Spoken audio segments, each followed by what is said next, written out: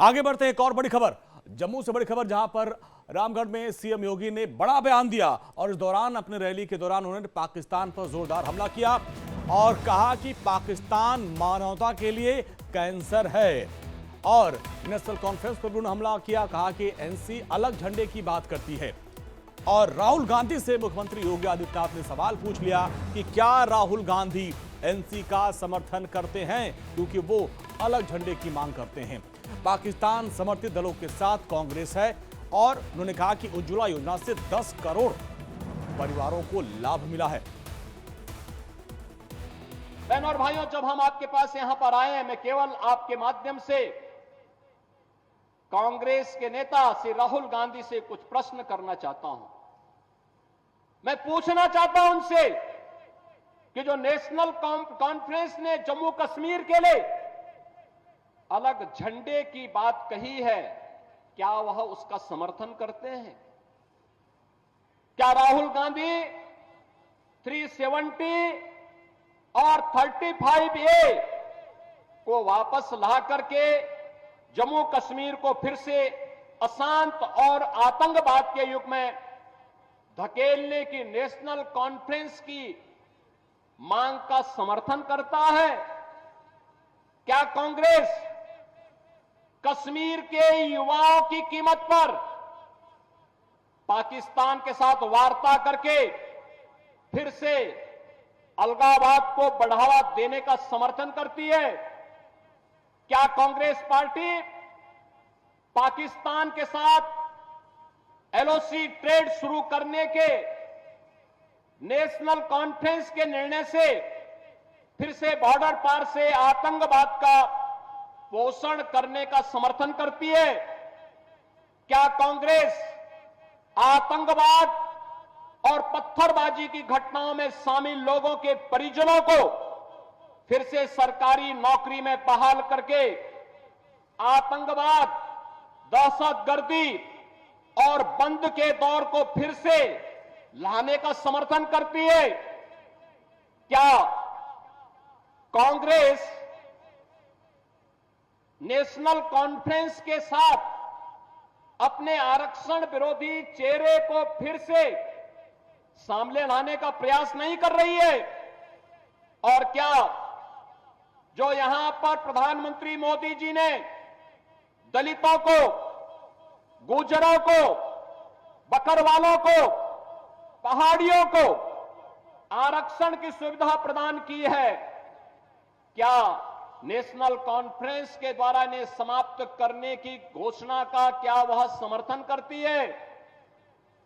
क्या कांग्रेस चाहती है कि शंकराचार्य पर्वत, तख्त सुलेमान और हरि पर्वत को ये मारन के नाम से जाने जाए?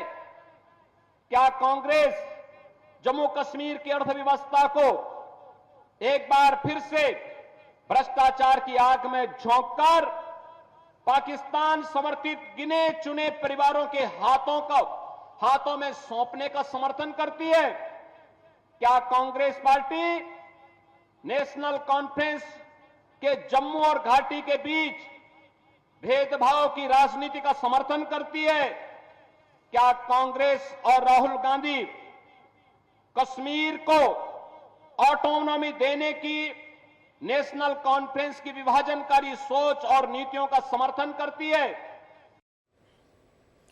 एक और बड़ी खबर, जम्मू कश्मीर विधानसभा चुनाव अब भीषण होता जा रहा है। बीजेपी ने पूरी ताकत झोंक दी है।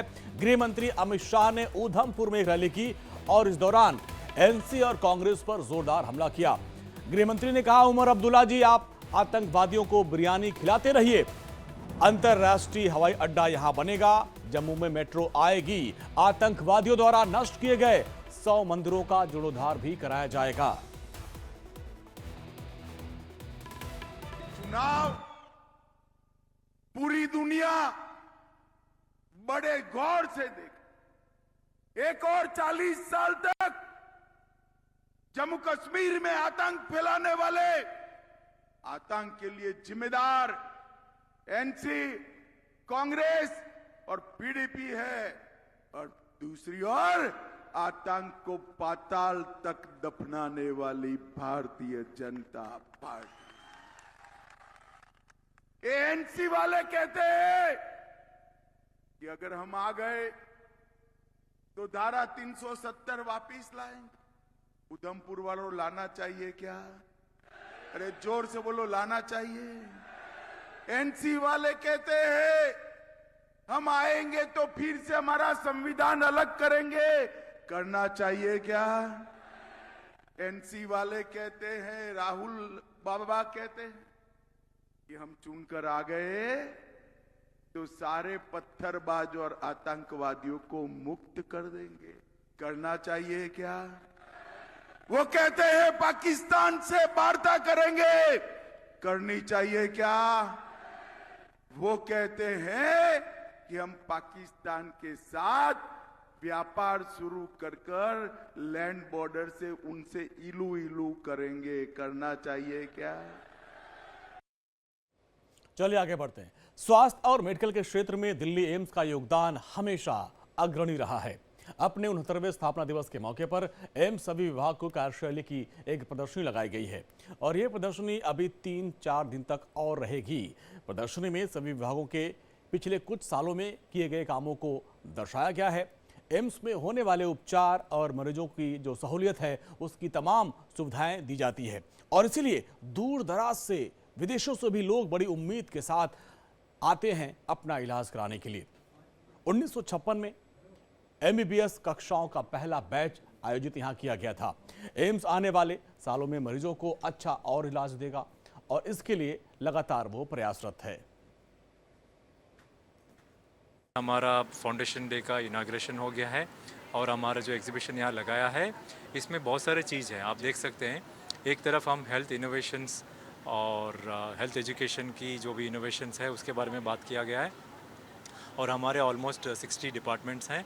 उन डिपार्टमेंट्स का जो भी इनोवेशंस हुआ है, नया टेक्नोलॉजी है, इसका शोकेस हो रहा है यहाँ पर और ये सारा ऐसा लिखा गया है कि ऐसा दिखाया जा रहा है, शोकेस किया जा रहा है ताकि जनरल पब्लिक के लिए इसका बेनिफिट मिले। जो लाइन लगती है एम्स में कहीं ना कहीं उसको धीरे धीरे कम किया जा रहा है, तो आगे आपकी क्या प्लानिंग है, किस तरह से इस पर काम कर रहे हैं?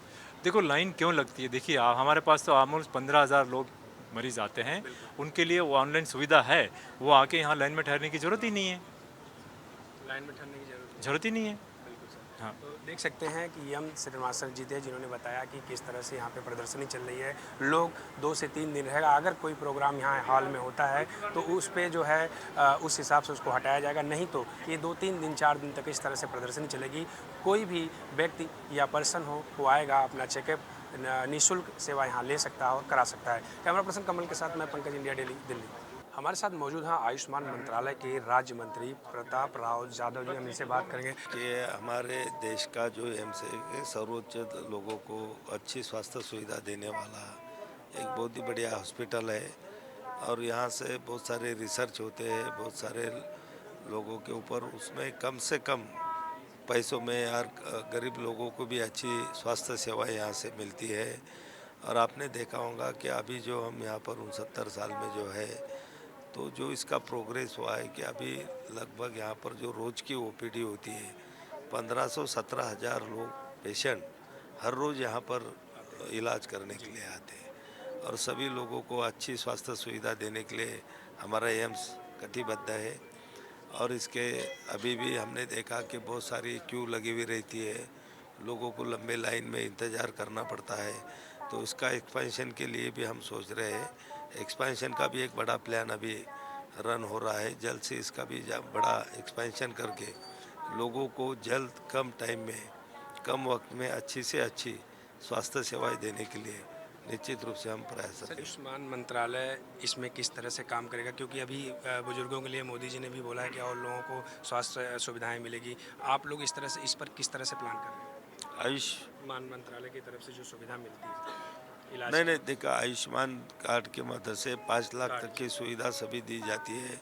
अभी मोदी जी ने ऐलान कर दिया कि जो भी 70 साल के ऊपर के हमारे बुजुर्ग हैं उनके लिए कोई ये नहीं है, जो सभी को 5 लाख तक की वैद्यकीय सेवा जो है हमारी मेडिकल फैसिलिटी उनको मुफ्त में दी जाएंगी। और नए आ रहे हैं और लोग बहुत सारे स्टेट के भी कुछ हमारे प्रोग्राम चल रहे हैं और हेल्थ के बारे में निश्चित रूप से हमारे देश में एक बहुत अच्छा प्रयास भी यहाँ पर हो रहा है।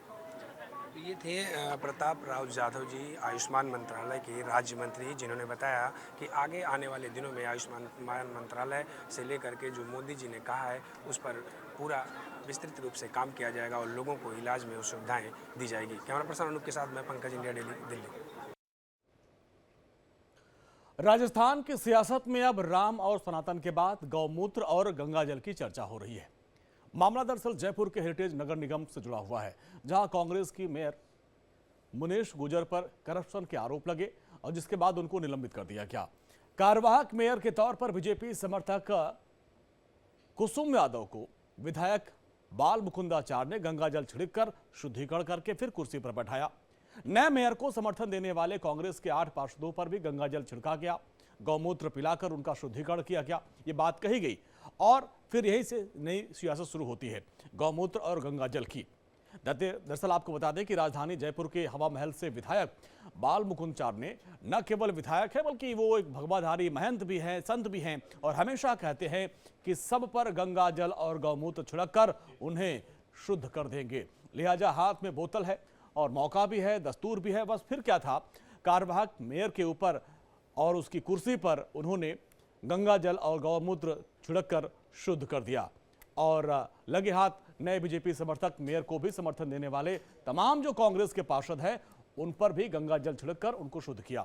विधायक जी का मानना है कि कांग्रेस के भ्रष्टाचार के जरिए नगर निगम को अपवित्र कर दिया गया था, जिसे अब नए मेयर के साथ शुद्ध किया गया है। साज सज्जा, आने वाला दिवाली उत्सव और साफ सफाई, सारे काम बढ़िया होंगे, खूबसूरत शहर दिखेगा। इसलिए आज गंगा जल से शुद्धि की है, इसकी अशुद्धता को निकाला है और वैदिक मंत्रों के द्वारा पूजा अर्चना करके और आज नवमी तिथि के अवसर पर आज बहन जी विराजमान हुई है। अब ये माने गंगा जल से शुद्धि हुई है। अब पूर्णतः नगर निगम में शुद्धि का वातावरण रहेगा, खुशबू सुगंध रहेगी, पवित्रता रहेगी और हेरिटेज का पूरा विकास होगा। और वैदिक मंत्रों का उच्चारण उनके कानों में जा चुका है। अब वे पूर्णतः सनातनी हो चुके हैं और सनातनी होने के साथ अब इस शहर को सुंदर बनाने के लिए वो हमारे साथ है। अधिकारियों को लेकर भी आपने कहा, अधिकारियों को भी शुद्धि कर दी आज। अधिकारी अब तक अशुद्धि में चल रहे थे, वो भी मजबूरी थी कि उनसे इस प्रकार का कृत्य कराया जा रहा होगा। अब अधिकारी मुक्त हो गए हैं भ्रष्टाचार से। अब अधिकारी पूर्णतः काम करेंगे, जो अधिकारी लिप्त थे उनके खिलाफ कार्रवाई करेंगे और उनके खिलाफ कार्रवाई करके जो अपराध तय होगा उसके आधार पर सजा भी कराएंगे।